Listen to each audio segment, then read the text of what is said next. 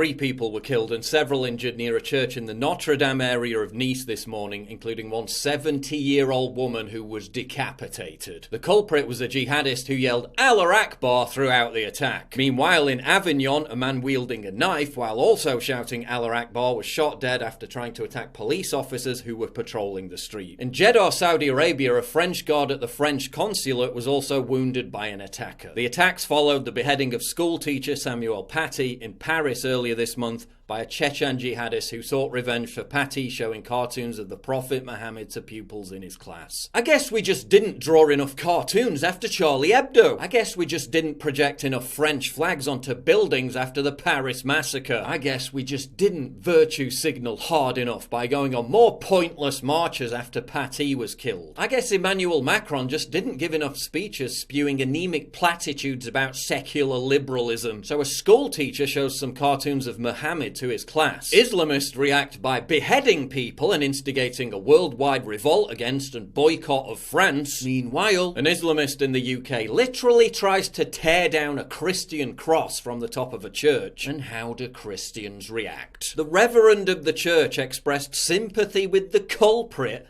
said he was glad he didn't hurt himself and said he hoped he would get the help he needed. So let me get this straight. Teacher shows his class some cartoons. Islamists react by beheading people and initiating a global boycott. Islamist tears down a Christian cross. Christians react by checking if the poor baby grazed his knee. Now obviously I'm not saying that anyone should lash out violently. But when Christian faith leaders refuse to defend the faith, even when it's directly attacked, what do you think's going to happen? Attacks against Jews and Christians in France are soaring. Attacks on churches have become commonplace. Where are the defenders of the faith? AWOL. After the Charlie Hebdo massacre, the Pope justified the attack. He said, quote, "You cannot provoke, you cannot insult the faith of others, you cannot make fun of the faith of others." How will Pope Francis react to today's attack, which clearly targeted Catholics? Will he say anything, or is he too busy virtue signalling about gay marriage? Islamism isn't just a religion, it's an expansionist political doctrine. And it won't be stopped by empty rhetoric, forgiveness and candles. Drawing more cartoons won't stop Islamic terrorism. Organising futile je suis this and je suis that protest marches won't stop Islamic terrorism. Pedantically proclaiming the sanctity of Enlightenment values and secular liberalism won't stop Islamic terrorism. The Catholic woman beheaded while she attended Mass this morning in Nice, France was in her 70s. The terrorist shouted Allah Akbar before beheading her and another Catholic, before then stabbing another Catholic to death. Wow, another attack on secular liberalism. You know what just might help stop Islamic terrorism? And bear with me here, because I know this sounds a bit radical, but fuck it, I'm just gonna say it anyway. How about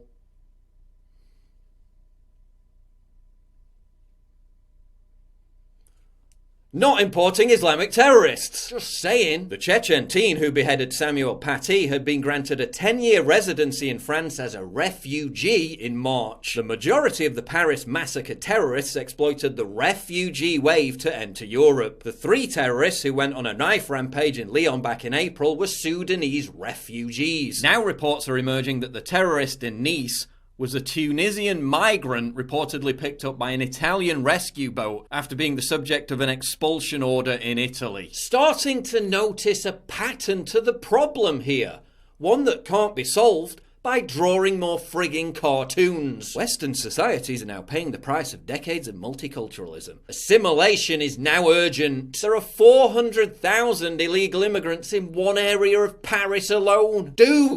Dude, how on earth are you going to assimilate 400,000 people? Assimilation has quite clearly failed. The mosque that was shut down after Paty's murder had posted a video railing against the victim days before he was beheaded. The father of the pupil who launched the campaign against Paty sent text messages to the killer before the attack. The same community that, if it was assimilated, would have cautioned against targeting Paty was itself responsible for inciting the attack against him. Maybe it's time to dispense with the idea that assimilation is possible. Don't forget, the Paris massacre terrorist Salah Abdeslam escaped to Molenbeek and was able to evade capture for 4 months. Why? Because the community helped him hide out.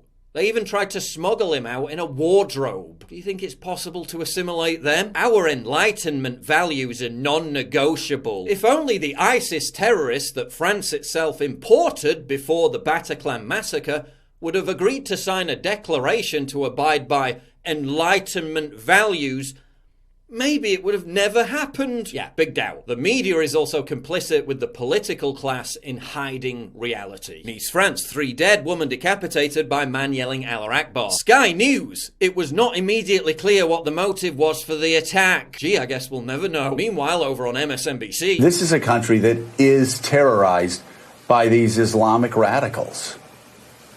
It is, and we don't know the motive in this case. Islamophobia immediately began trending on Twitter. I mean, 3 people have just been slaughtered, a woman's been beheaded, but spare a thought for those hurt feelings. Jihadists could hijack an asteroid and have it decimate most of planet Earth. Twitter's secret underground server bunker could still keep the website running, and what would be the #1 trend?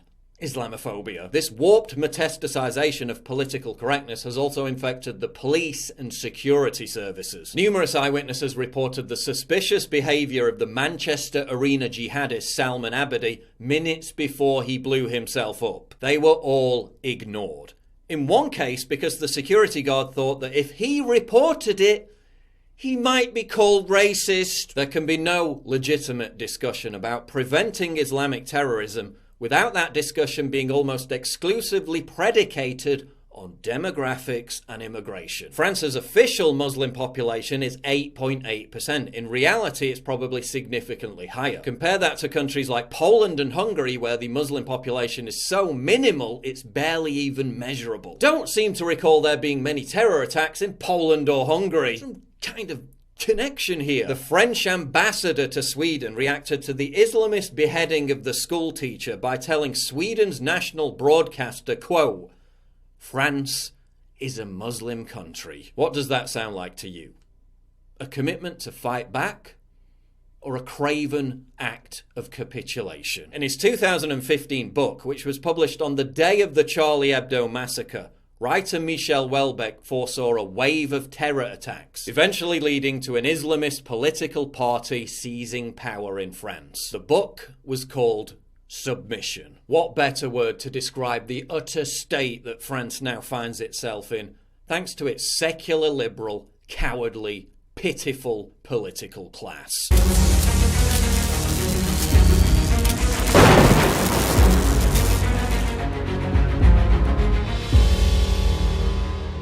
It's absolutely crucial for you to help me fight the war on free speech by supporting me via Subscribe Star, link in description, and also signing up for my free newsletter at SUMMIT.NEWS /newsletter.